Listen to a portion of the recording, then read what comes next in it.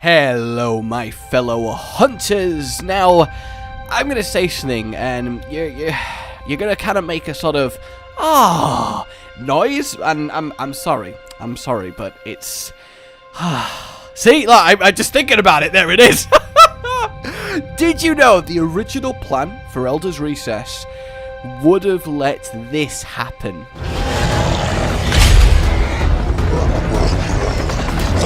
Yep. There was a vision where Lao Shan versus Dalamadur would have been a common backdrop to your hunting in the recess.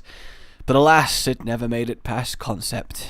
This is truly the worst timeline. Now, granted, it is concept. It's barely better than a "wouldn't it be cool if" sentence. But the exciting thing, as exciting as it is sad that this ultimately didn't get brought to life, is that they did want to. This is what they eventually want to provide. This is the level that they strove for. And while they obviously couldn't make this work for a myriad of reasons, given enough time, given how the game will end up developing over the next decade, eventually we're gonna get to this stage where everything they want to do, well, they do, which means we will have one of the most sprawling and incredible environments filled with the most fantastical creatures and the most breathtaking sights that you just want to live there. Well, I mean, minus the fact you'll probably be eaten in minutes, but apart from that, you'll just want to live there. But I'm getting ahead of myself. I'm getting way ahead of myself. Which is that what I look like from the back? Because I'm getting ahead of myself. Quick, look over there! So this here then is some lovely concept art showing the Elder's Recess original plan, and you'll notice immediately there is quite a lot going on here. They wanted then, and I quote, massive amounts of incredibly powerful monsters in the recess, which makes sense, right? The lore for the place is attracting elder dragons, all of them, to here to die, maybe even prematurely to die if you believe that Xeno'jiiva was artificially sending out the come hither and whither signals. So we would have eventually had an Elder's Recess that acted as just a gladiatorial arena of gargantuan proportions where every single Elder Dragon converges, and given the fact that most of them hate, I don't know, everything, we would have had one of the most titanic epic brawls, unceasing, constantly raging around this crystalline beautifulness, which means you would have had environmental sites. You're running around the map and one quest to the other, you're seeing two different ginormous elders just doing battle while you hunt. Does it not get your blood up knowing that the original vision for the Elder's Recess was essentially, this is the ultimate turf war of ultimate badassery, Elder Dragons, giant monsters, and the recess. As far as the eye can see, and only one will survive. I wonder which it'll be. This is the ultimate turf war. Gog sang out in a fiery beam as down from the heavens descended great Jackie, who delivered a bite that could shatter rock straight into Fatalis's cock. And yeah, there's every chance I'm reading too much into this and there wouldn't be constant fighting or any fighting. You just see an occasional looming Elder Dragon in the distance, not in the map, not interactable. But look, we know the lore of the Elder Dragons, we know their temperament, we know how they interact. There would have to be fighting. It would be too much of an opportunity to pass up, and honestly too disingenuous towards these majestic monsters. Not to mention flesh out the lore and feel of the place, because I do think that Elder's Recess out of all the maps lacks the most core identity. It's the most feeling like it needed to be pushed just a little bit further, like something that you can't quite put your finger on is missing. At least to me, I still love it. I think it's a beautiful map. I want a little bit more leaning on the lava, or a few of the areas are a little bit just samey rocky with a bit of crystals, but I feel like it did need that extra sort of pizzazz to stand up to the four maps, which are, in my opinion, masterpieces of environmental design, and this clearly would have been it. Now, I'm not gonna sit here and be like, yeah, so we should get this in the future. It's, again, a concept, but it does offer interesting discussion. You have yourself a Teostra, which of course we did get, but you've got a Dalamadur, you've got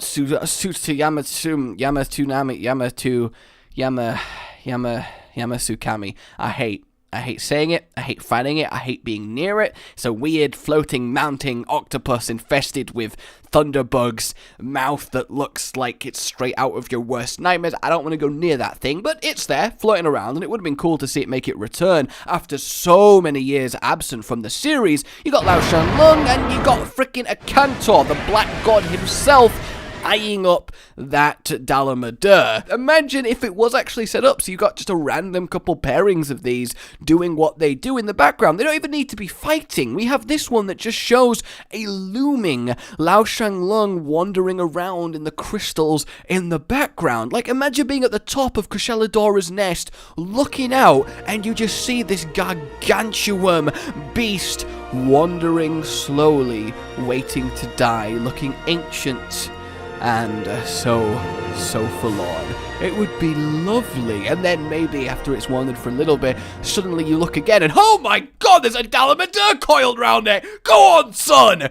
I mean, I don't know which one you'd side with, but, you know, there you have it. But the most interesting thing to me is not just the applications of this from a both identity and backdrop coolness factor. For me, the best potential for this is them actually fighting across the map that you are playing on, not just as scenery, and that it actually affects things. They are moving environmental hazards, colossal elder dragons of such epic size that they actually finally act like they should, i.e. ignoring tiny, lesser puny creatures that can't really threaten them as they focus on each other. So imagine throwing down with a basilgeuse in one of the elder resource zones when suddenly this huge foot comes crashing down. It would do loads of damage and knock the monster you're fighting over, knock you over as well, and then it would move on and you'd look up and realize a Lao Shan just walked over the area.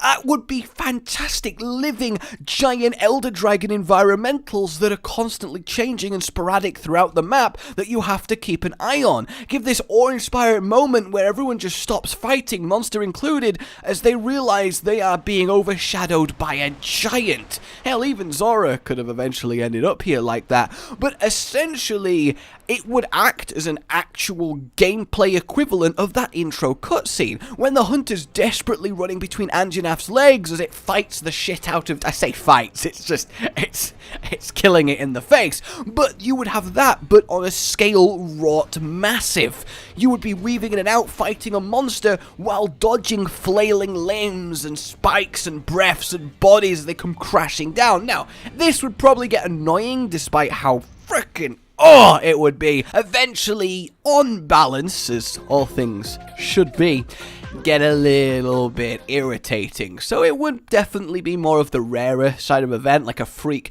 storm of nature, but in, well, living flesh. And, oh, God, imagine having to fight around a thrashing Dalamadur's snaky body as it coils through the terrain. I honestly think that eventually down the line we will start to see things like that, where we get closer and ever closer to the ultimate monster hunter. And what do I mean by that? Well, they've said that World is the closest that they've managed so far of realizing their original, this is what we want Monster Hunter to be, vision. They want to push these sprawling, natural, wonderfully crafted environments filled with these terrifyingly beautiful creatures as much as possible. They want to create the most fantastical yet somewhat believable, thriving ecosystem of giants ever. And I, as someone who, I'm all over that, like that, yes, please. And we're starting to get that in World. The barriers are dropping away. Look at the transition from the old style to the new, even in the sense of literal barriers. No more loading screens between zones. That's a very poignant, immediate example. But taken to its logical conclusion, and I don't know why this image sparks this in me, this kind of maybe it might happen. There's just something about it. I mean, like, this whole thing is just one bit of concept art, but you know, that's what it do.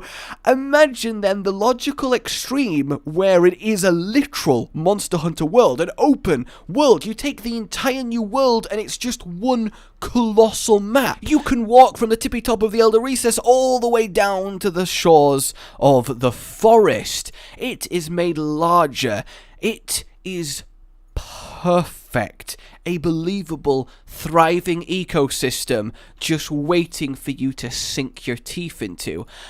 Imagine it. It sounds a little bit MMO-y, but that's not really where I'm going. To me, a almost perfect Monster Hunter experience is that kind of pioneer feeling, that stepping boldly into unclaimed wilderness just to satisfy that burning curiosity. Here, have the new world, its deserts, its forests, its rotting graveyard, its beautiful coral, its lavery mountains.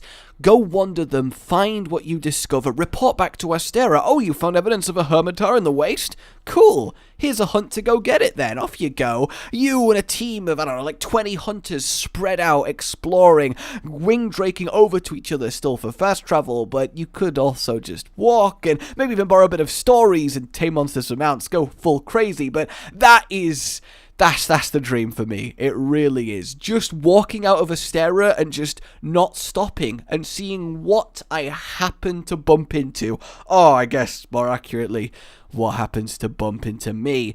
Maybe I'm alone in this. I know I'm a big fan, and perhaps maybe too much. Definitely it is my favorite thing in Monster Hunter. The animals, the environments as realistic, somewhat natural creatures. I love that. I love the animalness. I love the takeaway from the bossness and the accentuation of the real breathing hunter and prey. The beautiful dance. It's what I crave. So anything that pushes it into that direction, yeah. And again, I don't know why this picture made me kind of think this, but it's an idea I wanted to share for a while, and this seems like the right time. So let me know what you thought of it. Would you actually be upset if Monster Hunter went in that direction, if we started to, well, blur the line even more and just have, I guess, a more proper hunting experience? Like, imagine you get plonked in front of the Amazon rainforest and you're tasked to bring back a rare animal, right? You're given the gear that you request, you're given the training that you request, but other than that, have fun, let us know how you get on. I kind of want that from the safety of my own home, where I don't have to worry about dying to everything. I'd be so useless. Actually, I've been carrying a hype then very, very soon. I'm excited to see how that affects the game.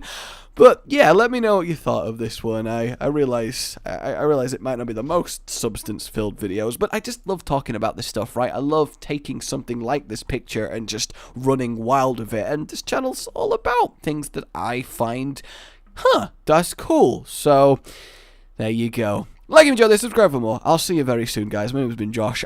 Goodbye. Rage Gaming with the video float. But that's all that's really relevant at the mo, but I'm still gonna leave this up so you patrons know that I love you, even though the outro's no longer that kind of relevant. But the new one's being worked on, and it's gonna be a truly badass song, and don't worry, I won't be doing any rapping on it. I'm gonna go now. This was shit.